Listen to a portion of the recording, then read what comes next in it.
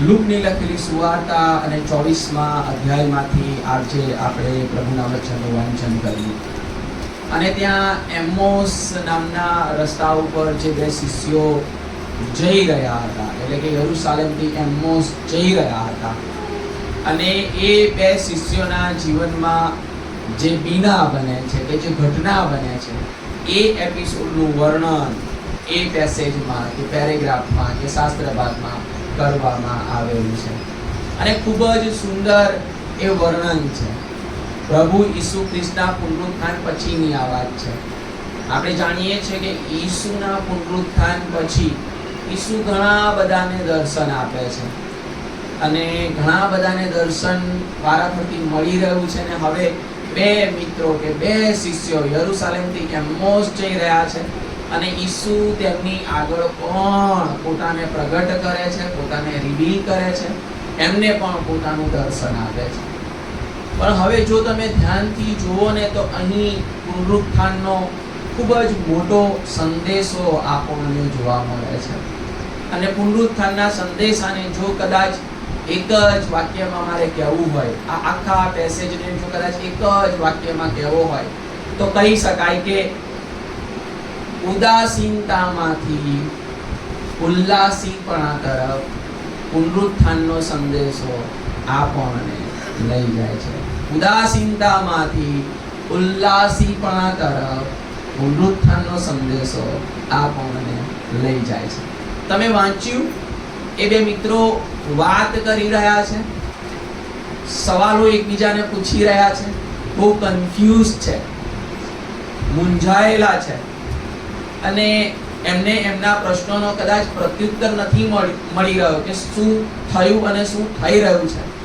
અને જ્યારે એ લોકો કન્ફ્યુઝ છે, એકબીજાને સવાલો પૂછી રહ્યા છે, પ્રશ્નો પૂછી રહ્યા છે, માર્ગમાં યરુશાલેમથી એમ્મોસ જઈ રહ્યા છે, 4 ગાંવ દૂર હતું, એટલે કે અંતર ઘણું છે. અને માટે જો આપણે વાંચીએ તો ખ્યાલ આવશે કે એમ્મોસ પહોંચતા પહોંચતા સાંજ થઈ જાય છે, બરાબર? એ વાતની પણ નોંધ લેજો. તો હવે એટલું બધું અંતર કાપીને એ લોકો એમ્મોસ પહોંચે છે, પણ એ પહેલા રસ્તામાં ઈસુ ત્યાં તેમની સાથે જોડાય છે, અને એ લોકો ઈસુને નથી ઓળખી શકતા. અને પછી ઈસુ પણ એ વાર્તાલાપમાં સામેલ થઈ જાય છે.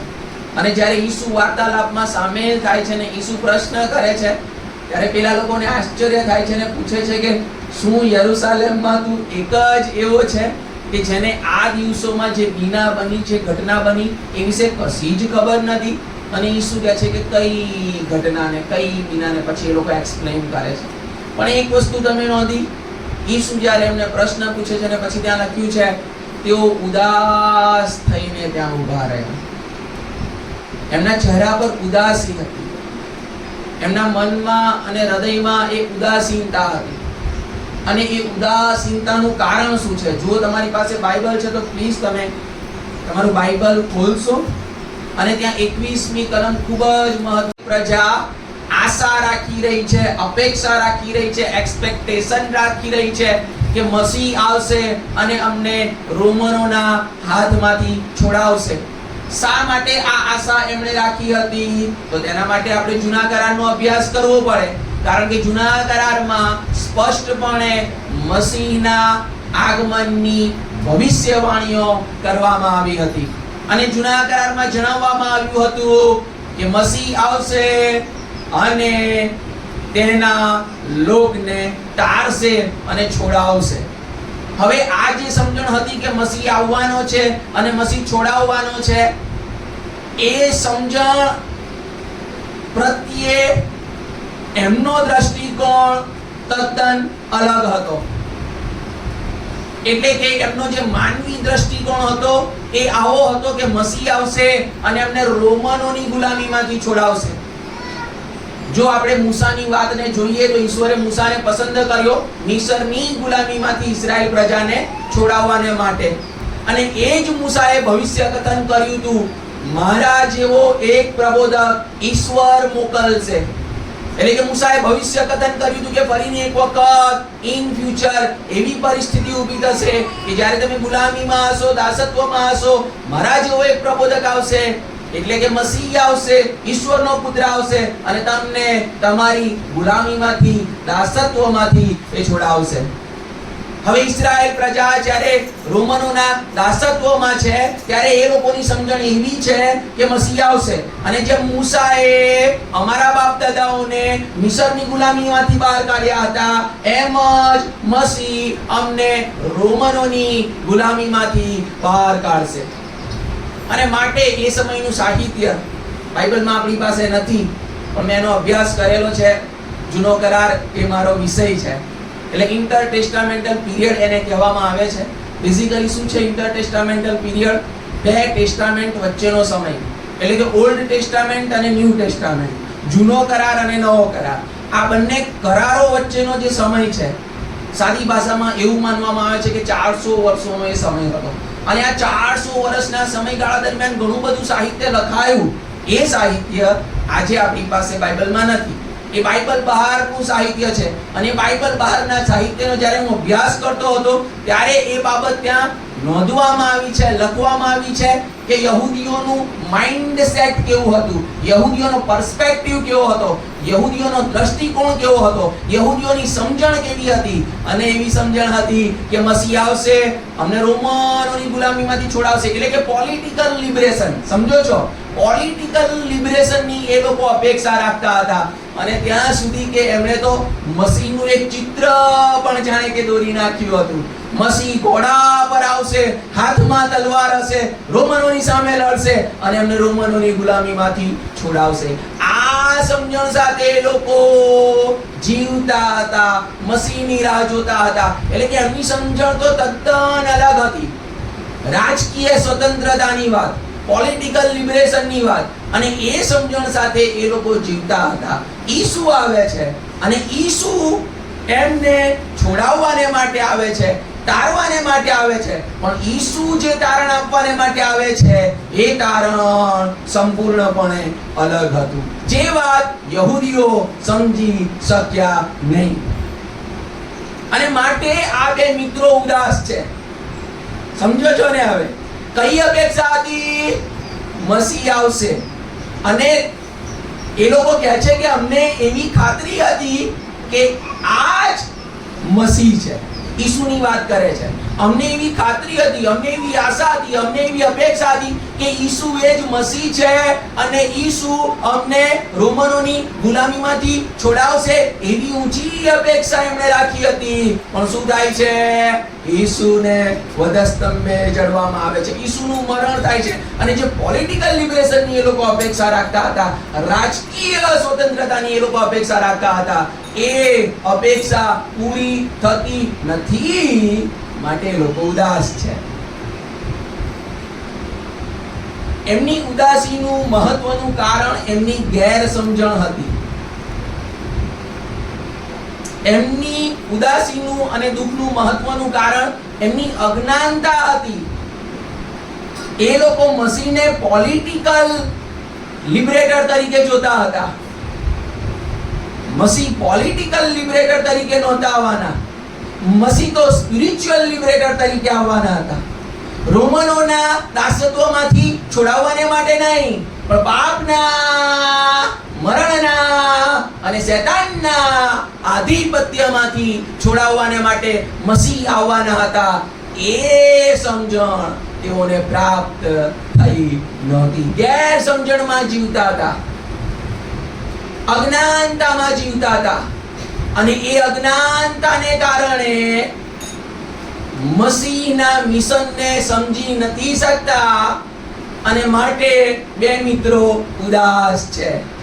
અને માટે તમે જુઓ કે ઈસુ પોતે ભારે શબ્દ વાપરીને કહે છે, ઓ અણસમજુઓ, અણસમજુઓ. ઈસુ એમના મન ઉપર એ ઉદાસી વાંચે છે અને ઈસુ જુએ છે કે કેટલી અસમજણ આ લોકોમાં છે. મસીહનો ખરો હેતુ તો અમને ખબર જ નથી. અને માટે ઈસુ કહે છે કે ઓ અણસમજુઓ, અણસમજુઓ એમને કહે છે. અજ્ઞાનતામાં તમે જીવી રહ્યા છો એ વાત કરીને ઈસુ તેમને જ્ઞાન આપે છે, ઈસુ તેમને સમજણ આપે છે. અને લખ્યું છે, મૂસાથી લઈને પ્રબોધકો સુધી મસીહ સંબંધિતની જે બધી વાતો હતી, ભવિષ્ય કથનો હતા, એનો ખુલાસો ઈસુ તેઓને આપે છે. ઈસુ તેઓને જૂના કરારમાંથી બતાવે છે કે જુઓ, મસીહ સંબંધી આ ભવિષ્ય કથનો હતા. યશાયા 53 નો ઉલ્લેખ કરવામાં આવ્યો હશે. વધસ્તંભની વાત આપણે જાણીએ છીએ. અને ગીત શાસ્ત્રમાં એક ઠેકાણે લખવામાં આવ્યું છે, તે તેના અભિષેકને કોવાણ લાગવા દેશે નહીં. એટલે કે મસીહના પુનરુત્થાનનું ભવિષ્ય કથન પણ ત્યાં ઉલ્લેખ કરવામાં આવ્યો હશે.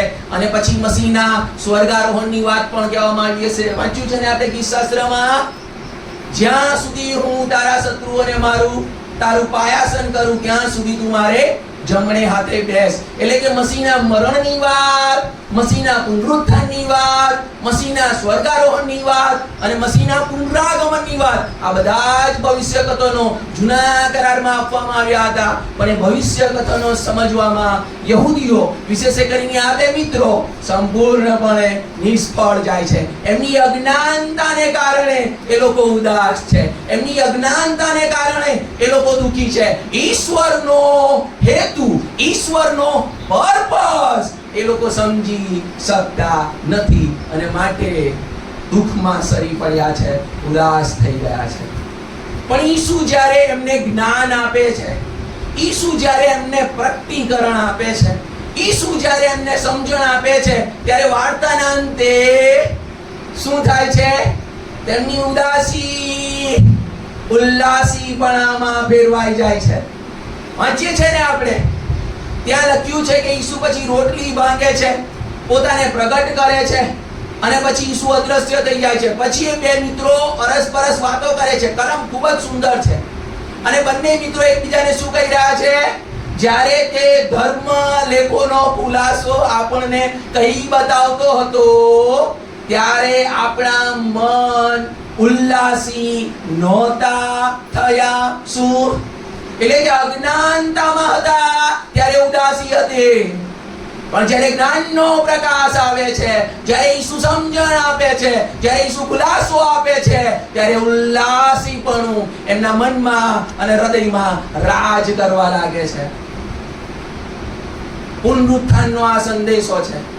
અજ્ઞાનતામાં છીએ, ઉદાસીપણું હાવી થશે, પણ જ્ઞાનનો પ્રકાશ તમને અને મને ઉલ્લાસ આપી શકે છે. હવે આ પુનરુત્થાનના સંદેશાને આપણા પોતાના અંગત જીવનમાં આપણે જોઈએ. તમારા ને મારા જીવન માટે ઈશ્વરનો હેતુ છે. ઈસુ સંબંધિત ઈશ્વરનો હેતુ હતો કે ઈસુ દુઃખ સહન કરે, ઈસુ મરણ પામે, ઈસુ દટાય, ઈસુ કબરમાં જાય અને કબરમાંથી બહાર આવે અને સમગ્ર માનવ જાતને મરણમાંથી આઝાદી મળે, પાપની માફી મળે. એ પરમેશ્વરનો હેતુ હતો અને એ હેતુ ઈસુમાં પરિપૂર્ણ થાય છે, પરિપૂર્ણ થાય છે, આમેન થાય છે. એ જ પ્રમાણે ઈશ્વરનો તમારા ને મારા જીવનને માટે હેતુ છે. શું લખવામાં આવ્યું છે યર્મિયામાં? જે ઈરાદા તમારા વિશે હું રાખું છું, તેઓને હું જાણું છું, એમ યહોવા કહે છે. વ્યક્તિગત જીવનને માટે, ધ્યાનથી સાંભળજો, વ્યક્તિગત જીવનને માટે ઈશ્વરનો હેતુ છે. તમારા અંગત જીવનને માટે ઈશ્વરનો એક પર્પસ છે. પણ આપણે અજ્ઞાનતામાં જીવીએ છીએ. ઈશ્વરનો હેતુ, ઈશ્વરનો પર્પસ, ઈશ્વરની ઈચ્છા, ઈશ્વરનું આયોજન આપણને ખબર નથી. આપણી તો એક સાદી સમજણ છે, જેમ યહૂદીઓની હતી ને કે અમને રોમનોના હાથમાંથી છોડાવશે, એવી એક સાદી, અધૂરી, ખોટી સમજણ સાથે આપણે જીવીએ છીએ. અને એ સમજણ કેવી છે? હું પ્રભુના માર્ગમાં ચાલું છું, માટે પ્રભુએ મારી સંભાળ લેવાની. હું પ્રભુના માર્ગમાં ચાલું છું, માટે પ્રભુએ મારી કાળજી લેવાની. હું પ્રભુના માર્ગમાં ચાલું છું, માટે પ્રભુએ મારી જરૂરિયાતો પૂરી કરવાની. હું પ્રભુના માર્ગમાં ચાલું છું, માટે પ્રભુએ મને આશીર્વાદો આપવાના.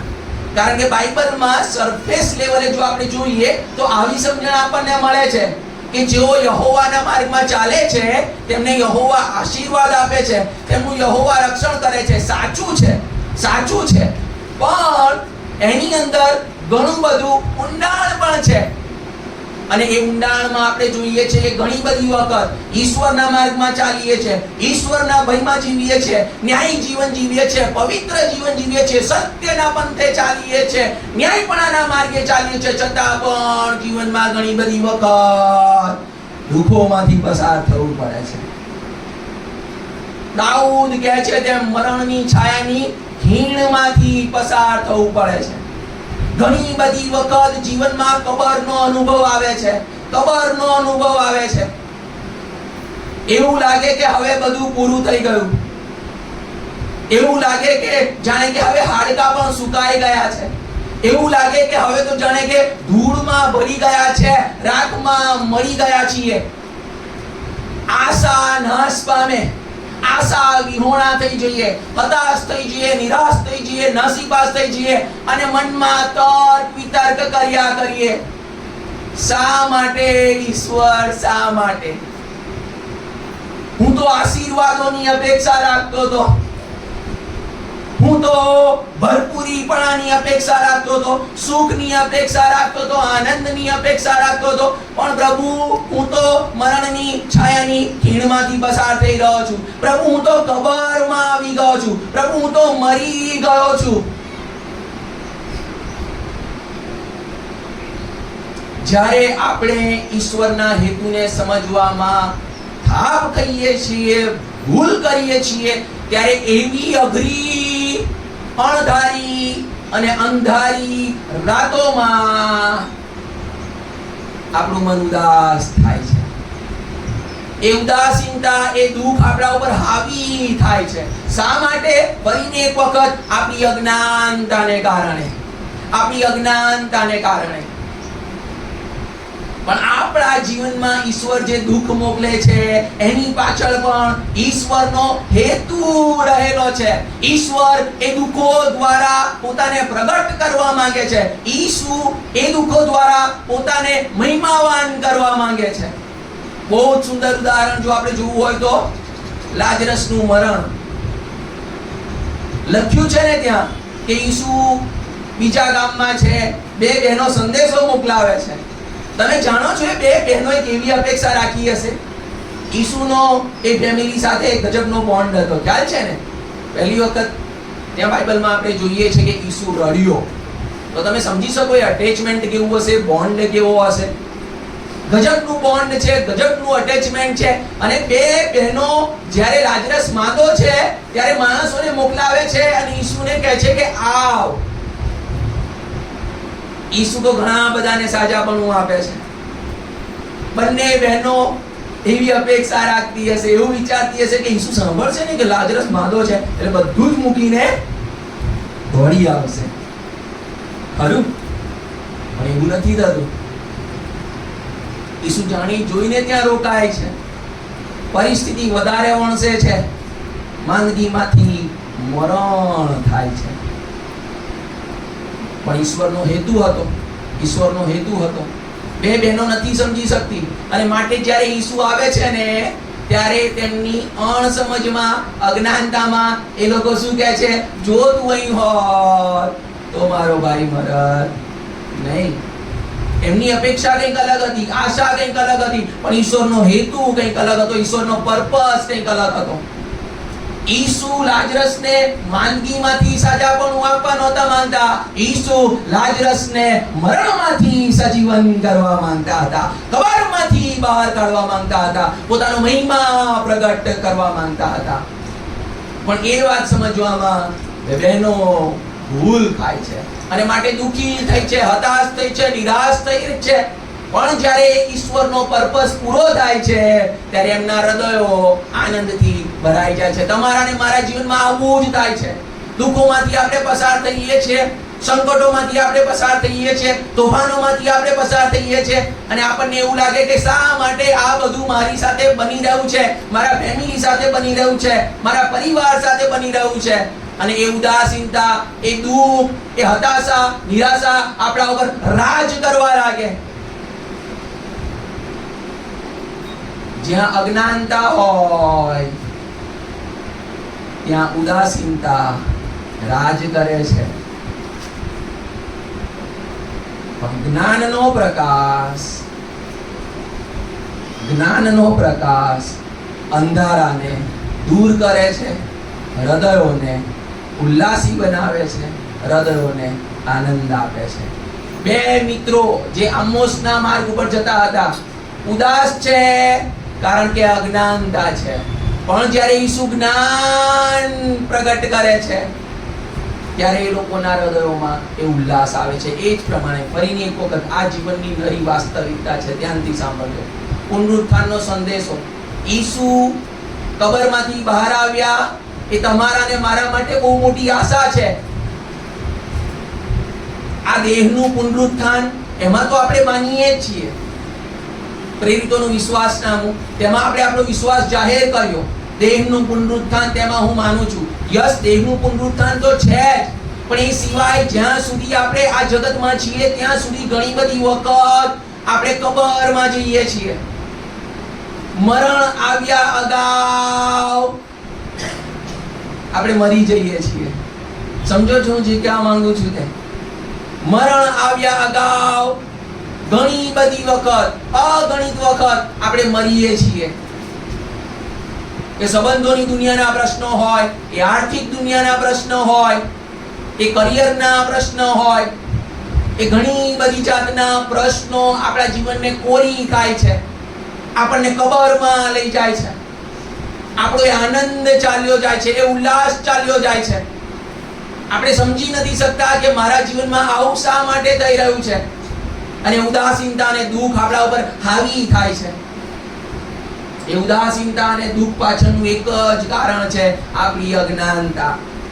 અને માટે જ્યારે એવા સમયો આવે છે ને, અઘરા સમયો આવે છે, અંધારી રાતો આવે છે, ત્યારે તમારે ને મારે જ્ઞાનના પ્રકાશની જરૂર છે. ઈશ્વરનો હેતુ જાણવાની જરૂર છે, ઈશ્વરનો પર્પસ જાણવાની જરૂર છે. ગીતશાસ્ત્ર 23 ધ બેસ્ટ છે.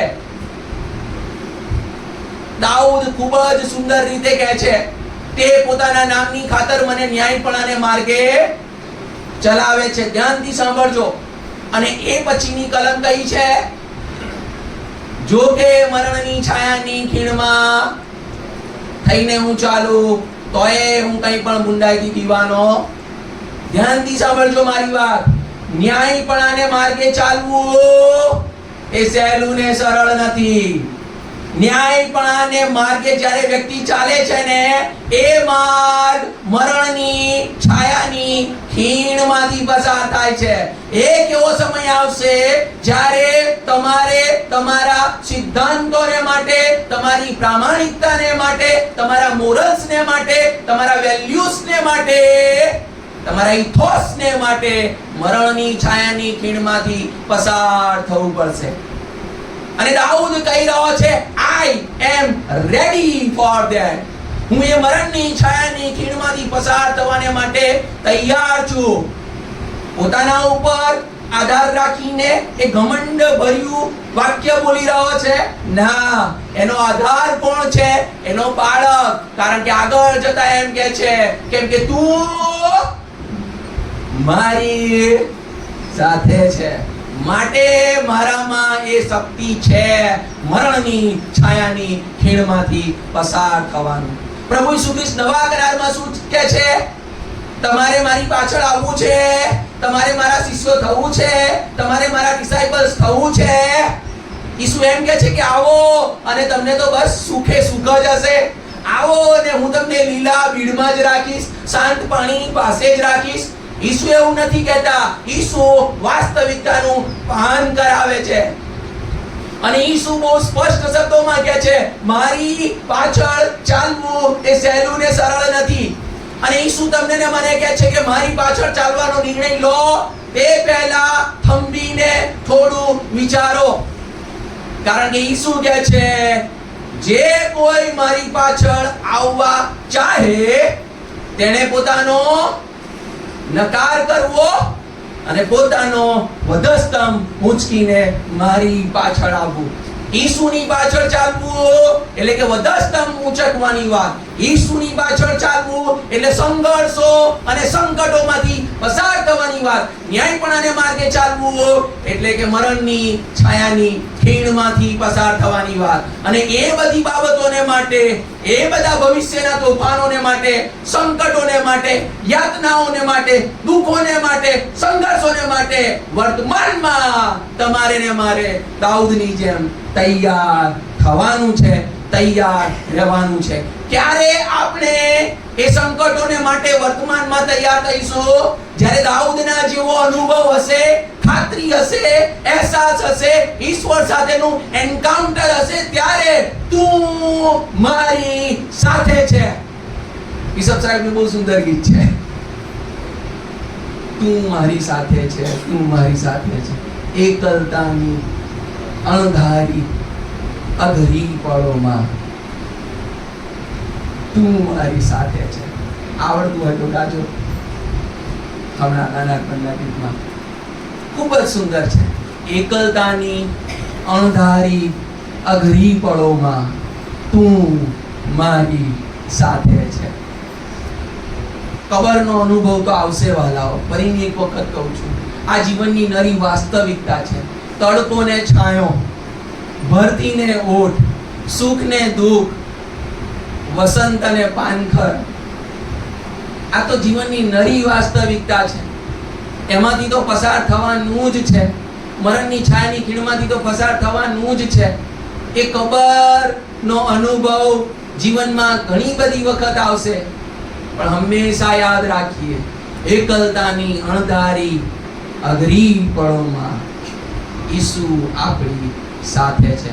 પુનરુત્થાન પામેલો ઈસુ કબરમાંથી બહાર આવ્યો. આજે પણ આપણે જાણીએ છીએ કે કબર ખાલી છે. અને જાણો છો એ ઈસુ તમને ને મને શું કહે છે? એ ખાલી કબર બતાવીને હું તમને તમારી કબરોમાંથી બહાર કાઢવાને માટે સમર્થ છું. હું તમને તમારા દુઃખોમાંથી, સંઘર્ષોમાંથી, સમસ્યાઓમાંથી, સંકટોમાંથી બહાર કાઢવાને માટે, એ સંઘર્ષોમાં તમને સહી સલામત રાખવાને માટે સમર્થ છું. આ છે પુનરુત્થાનનો સંદેશો.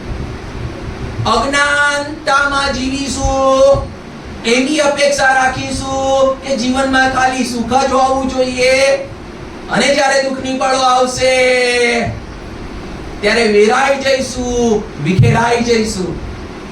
માટે અજ્ઞાનતામાં જીવવાનું નથી. પુનરુત્થાનની પ્રભા એ જ્ઞાનનો પ્રકાશ લઈને આવે છે.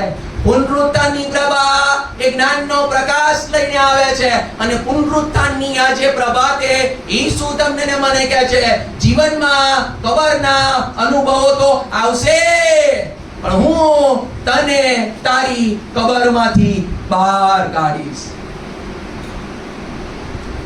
આવો પ્રભુ જ્યારે આપણને મળ્યો છે, પુનરુત્થાન પામેલો ઈસુ જ્યારે આપણને મળ્યો છે, ત્યારે લખવામાં આવ્યું છે એ પ્રમાણે, મરણ તારો, મરણને તો આપણે હસી કાઢવાનું છે. શારીરિક મરણ તો ખરું, પણ એ સિવાય દરરોજ જે મરીએ છીએ ને એની વાત કરું છું. પેલું તો એક જ વખતનું છે, પણ ઘણા બધા લોકો દરરોજ મરે છે. મૃત શરીરો ખાલી પૃથ્વી ઉપર ચાલે છે. એ મરણને હસી કાઢવાનું છે. એ સંકટોને, સંઘર્ષોને હસી કાઢવાના છે. અને કહેવાનું છે કે મારો ઈસુ મને પેલે પાર લઈ જવાને માટે સમર્થ છે. મારો ઈસુ મને કબરમાંથી બહાર કાઢવાને માટે સમર્થ છે. ફરીને એક વખત, અંધારી રાત દરેકના જીવનમાં આવે છે. તમારામાંથી ઘણાએ અનુભવ કર્યો હશે, ઘણા કદાચ એ અનુભવમાંથી પસાર થતા હશો, અને ઘણાએ હજુ સુધી નથી કર્યો. તો એવું થતું હશે કે આ શું બોલી રહ્યા છે કે ખબર પડતી નથી. પણ એક દિવસ તમને ખબર પડશે. એક દિવસ તમને પણ ખબર પડશે. કારણ કે આ તો જીવનની નરી વાસ્તવિકતા છે. અંધારી રાત તો આવે જ છે. અને જેમ જેમ રાત આગળ વધે ને તેમ તેમ અંધારું ગાઢ થતું જાય, ડર વધતો જાય, બીક વધતી જાય. પણ જો આજે ઈસુ પાસેથી જ્ઞાનના પ્રકાશને પ્રાપ્ત કરીશું ને, તો આવતીકાલે આવનારી એ અંધારી રાત માટે આજે જ આપણી જાતને દાઉદની જેમ તૈયાર કરતા કહીશું, જોકે મરણની છાયાની ખીણમાંથી હું ચાલું તોય હું કંઈ પણ ભૂંડાઈથી બીસ નહીં, કારણ કે પુનરુત્થાન પામેલો ઈસુ મારી સાથે છે. જે કબરમાંથી બહાર આવ્યો તે મને કબરમાંથી બહાર લાવવાને માટે સમર્થ છે. મારા જીવનમાં હું પણ એક વખત અઘરા સમયમાંથી પસાર થતો હતો, કારણ કે હું પણ માણસ છું. અને જ્યારે એ અઘરા સમયમાંથી પસાર થતો હતો ત્યારે જીવન હૃદયમાંથી એક ગીત આવ્યું. અવાજ સારો નથી એટલે ગવાશે તો નહીં કદાચ, પણ કવિતાના રૂપમાં એ ગીત છે ને મારા માટે એ ગીત બહુ જ મહત્વનું થઈ રહ્યું. એ અંધારી રાત્રિમાં, એ અઘરા સમયમાં.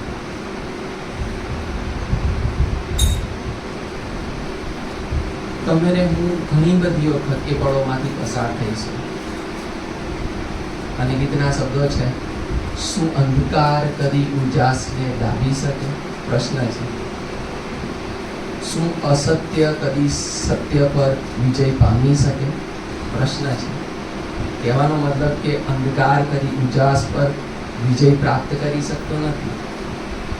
સત્ય ઉપર અસત્ય કદી વિજય પ્રાપ્ત કરી શકતું નથી. કારણ કે આપણે કહીએ છીએ ને, છેવટે સત્યનો વિજય થાય છે. છેવટે અજવાળું રાજ કરે છે. છેવટે અજવાળું રાજ કરે છે. અને જ્યારે પણ જીવનમાં એવી અઘરી પળ આવે ને, જ્યારે પણ એવી અંધારી રાતો આવે ત્યારે યાદ રાખજો, એ અંધારું કાયમને માટે નથી. સવાર થવાની છે, ઓમ ફાટવાનો છે, અને પહેલું કિરણ તમારા ને મારા હૃદયમાં પ્રવેશ કરવાનો છે. એ આશા સાથે જ્યારે જીવીશું ને, ત્યારે અંધારી રાતોમાં પણ ઉલ્લાસ કરીશું, ઉમંગ કરીશું, આનંદ કરીશું, કારણ કે આપણને ખ્યાલ છે, ખાતરી છે કે એ અંધારી રાતોમાં ઈસુ મારી સાથે છે. મારા હૃદયની બસ એક જ શુભેચ્છાને પ્રાર્થના કે પ્રભુનો આત્મા એ અઘરી પળોમાં હંમેશા તમારી સાથે રહે. એ અઘરી પળોનો સામનો માણસ તરીકે આપણે નહીં કરી શકીએ, એ પણ તમને કહું. એ ઈસુની હાજરી જરૂરી છે, એ ઈસુની આગેવાની જરૂરી છે. અને આજે પ્રભુના સેવક તરીકે મારી એક જ પ્રાર્થના છે કે જ્યારે જ્યારે તમે મરણની છાયાની ખીણમાંથી પસાર થાઓ, ત્યારે ત્યારે એકલતાની અંધારી અઘરી પળોમાં ઈસુ તમારી સાથે રહે, ઈસુ તમારી આગળ જાય અને તમને પેલે પાર સહી સલામત દોરી જાય. એ જ મને આનંદ.